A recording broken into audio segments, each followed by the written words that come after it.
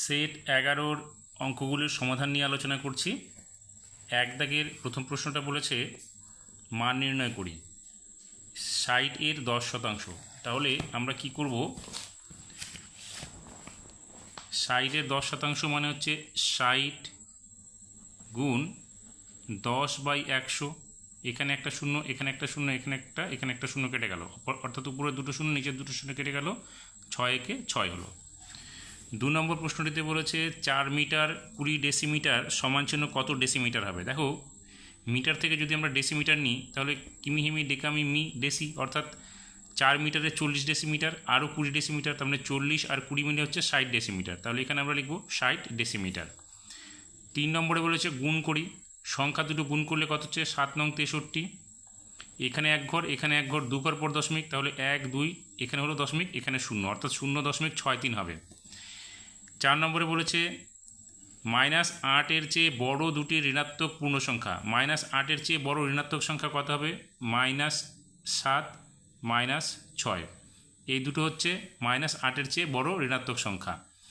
তারপরে 5 নম্বরে বলেছে এ বি রশ্মির প্রান্তবিন্দু কয়টি হবে। দেখো, এ বি রশ্মির প্রান্তবিন্দু হবে একটি, আমরা এখানে একটি লিখব। দুটি বিপরীত রাশির যোগফলের মান, দেখো দুটি বিপরীত রাশির যোগফলের মান হবে 0। কেন?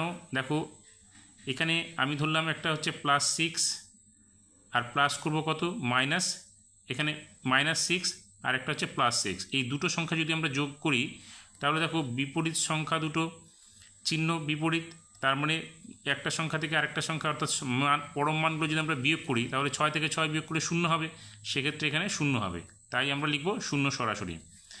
এরপরে 7 নম্বর প্রশ্নটিতে বলেছে -7 এর সঙ্গে কত যোগ করলে -12 পাবো। তার মানে আমরা কি করব, -12 থেকে -7টাকে বিয়োগ করব। তাহলে -12, এখানে মাইনাসে মাইনাসে +7 কত হবে, -12 থেকে +7টা আমরা বিয়োগ করে দেবো, অর্থাৎ 12 থেকে 7 গেলে হবে 5, আর চিহ্ন হবে কি বড়, তার মানে -7 এর সঙ্গে যদি আমরা -5 যোগ করি তবে পাবো আমরা -12। 8 নম্বর প্রশ্ন বলেছে পরস্পর দুটি মৌলিক সংখ্যার গসাগু। দেখো, পরস্পর দুটি মৌলিক সংখ্যার গসাগু হচ্ছে 1 লিখবো আমরা, এখানে হবে 1। তারপরে 9 নম্বর প্রশ্নটিতে বলেছে সামান্য ভগ্নাংশে পরিণত করো। আমরা আগে এই সংখ্যাটাকে ভাঙাই, তাহলে 3 33 99 আর 1 যোগ করলে হচ্ছে 100, উপরে হবে 100, নিচে 3 গুণ, যেহেতু শতাংশ আছে আমরা নিচে 100 লিখব। 100 100 কেটে যাবে, তার মানে হচ্ছে 1/3। 10 নম্বরটাতে বলেছে লসাগু এর পুরো কথাটি কি। লসাগুর পুরো কথাটি অর্থ হচ্ছে ল আলাদা হবে, সা আলাদা আর গ আলাদা, অর্থাৎ লঘিষ্ঠ সাধারণ গুণিতক। এবার 2-এর 1 নম্বরে একটা চিত্র রয়েছে, চিত্রটির পরিসীমা বের করতে হবে। দেখো, পরিসীমা মানে হচ্ছে এই বাইরের যে ধারগুলো রয়েছে তার সমষ্টি করতে হবে, অর্থাৎ 4 আর 16 20, 20-র সঙ্গে 4 যোগ করলে কত হবে 24, 24-এর সঙ্গে 4 যোগ করলে হবে 30, 30-এর সঙ্গে 10 যোগ করলে 40, 40 আর 4-এ হচ্ছে 34, 4 16 20, 20 আর 4 24, 24 আর 6 30, 30 আর 10 40, 40 আর 4 44, 44 আর 10-এ হচ্ছে 54, 54 আর 6 হচ্ছে 60, তার মানে এখানে হবে 60 সেমি। আমরা এখানে পরিসীমাটা লিখব 60 সেমি। পরে 2 নম্বর প্রশ্নটিতে বলেছে 55 মিটার বাঁশের 11 মিটার কাদা ও জলের নিচে আছে, বাঁশটির শতকরা কত অংশ কাদার জলের উপরে আছে। তাহলে বাঁশটির জল ও কাদার উপরে রয়েছে কত, 55 মিটার বাঁশটি, এবার 11 মিটার হচ্ছে কাদা ও জলে রয়েছে, তাহলে আমরা বিয়োগ করব, এটা বিয়োগ করলে কত পাবো 44 মিটার হচ্ছে এটা কাদা ও জলের উপরে রয়েছে। এবার শতকরা রয়েছে কত, তাহলে শতকরা মানে হচ্ছে 44 ভাগটা উপরে রয়েছে 55 মিটারের মধ্যে, গুণ 100%, কাটলে কত হবে 4 11 44 আর 5 11 55, অর্থাৎ 11 দিয়ে কাটলাম, 5 দিয়ে এটাকে কাটলে হবে 20, তার মানে 80% হচ্ছে কি আছে জল ও কাদার উপরে। 3 নম্বর প্রশ্নটি বলেছে সামান্য ভগ্নাংশে পরিণত করো। এখানে একটা আবৃত দশমিক সংখ্যা রয়েছে, তাকে আমরা সামান্য ভগ্নাংশে পরিণত করব। তাহলে এখানে সামান্য ভগ্নাংশে পরিণত করলে আমাদের কত দাঁড়াবে, এখানে হচ্ছে দশমিকের পরে 4 ঘর, দুটো আবৃত রয়েছে মানে দুটো 9 পাবো আমরা। এরপরে এখানে আমাদের যে দুটো ঘর আরও লাগে, দশমিকের পরে যেহেতু 4 ঘর তাহলে আরও দুটো শূন্য পাবো। এখানে সংখ্যাটা মূল সংখ্যাটা বসে যাবে 2 0 7 6 3। এবার আমরা বিয়োগ করব কি, আবৃত সংখ্যা বাদ দিয়ে বাঁ দিকের যে সংখ্যাগুলো রয়েছে অর্থাৎ 2 0 7, এটা আমরা বিয়োগ করব। তাহলে বিয়োগ করলে এখানে কত হচ্ছে, আমরা এখানে পাবো হচ্ছে 3, 13 থেকে 7 বাদ দাও, তাহলে কত হচ্ছে আমাদের 6, হাতে থাকলো 1, এখানে 6 থেকে 1 চলে গেলে এখানে হলো 5, এবার এখানে 7 থেকে 2 চলে গেলে এখানে হলো 5, এখানে 20 বসে গেল, এখানে হচ্ছে 9, 9, 0, 0। এবার আমরা কি করব, 2, 0, 5, 5, 6 এবং 9, 9, 0, 0 এই সংখ্যাটিকে আমরা যদি 12 দিয়ে সরাসরি কাটি তাহলে এখানে হবে 1, 7, 1, 3, এখানে 12 দিয়ে কাটলে হচ্ছে 825। এবার সংখ্যাটা যে এখানে আসলো সেটা আমরা কি করব,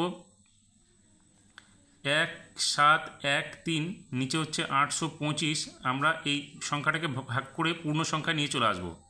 তাহলে এখানে প্রথমে আমরা দেবো কত, দেখো 8, 3, 8, 24, 8 দুগুণে 16, তার মানে 3 বার দিলে বেশি হয়ে যাবে, 2 বার দেবো। তাহলে এখানে 2 বার দিলে 25 দুগুণে 50 হচ্ছে, 8 দুগুণে 16 হচ্ছে।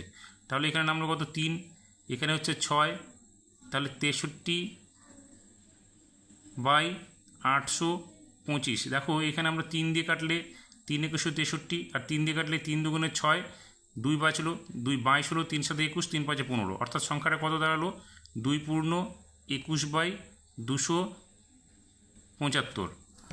এরপরে 3 দাগের যে প্রথম প্রশ্নটা রয়েছে সেখানে বলছে রসুলপুর গ্রামের জনসংখ্যা গত বছরের তুলনায় 12% বেড়েছে। আগে ওই গ্রামের জনসংখ্যা 775 জন হলে এখন জনসংখ্যা কত হবে।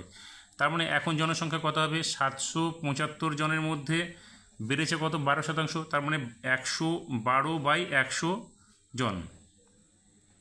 তাহলে আমরা এখানে যদি এখানে 4 দিয়ে যদি কাটি, তো 4 দিয়ে কাটলে এখানে হচ্ছে আমাদের কত হবে, 4 দুগুণে 8, 3 বাজবে, 32 হলো, 4 8 32, 25, এটা 4 দিয়ে কাটলে এখানে হবে 25, 25 দিয়ে এটা কাটলে হবে 25, 3 25 75, 2 বাজবে, 25 হলো, 25 একে 25, অর্থাৎ 31-এর সঙ্গে যদি আমরা 28 গুণ করি তাহলে সংখ্যাটা হবে 868 জন, অর্থাৎ এখন জনসংখ্যা কত হবে, 868 জন।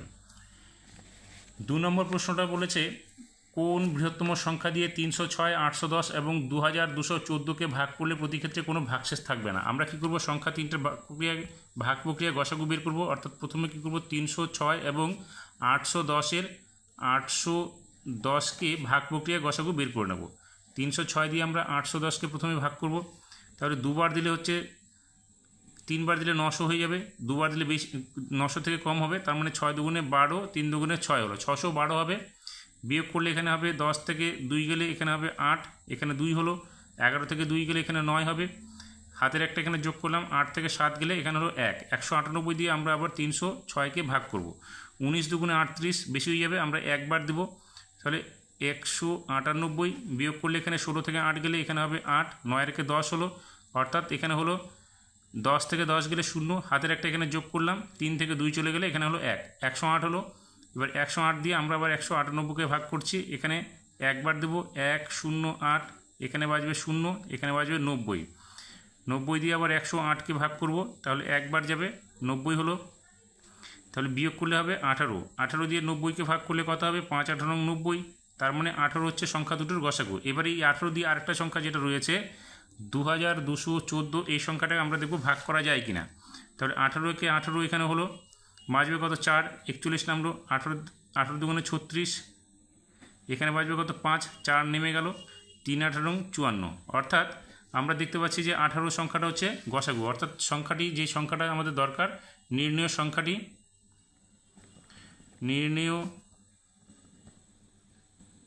সংখ্যাটি হচ্ছে আমাদের কি 18, অর্থাৎ 18 দিয়ে যদি আমরা এই তিনটে সংখ্যাকে ভাগ করি, 306, 810 এবং 2214কে যদি আমরা এই 18 দিয়ে ভাগ করি, প্রতি ক্ষেত্রে কোনো ভাগশেষ থাকবে না।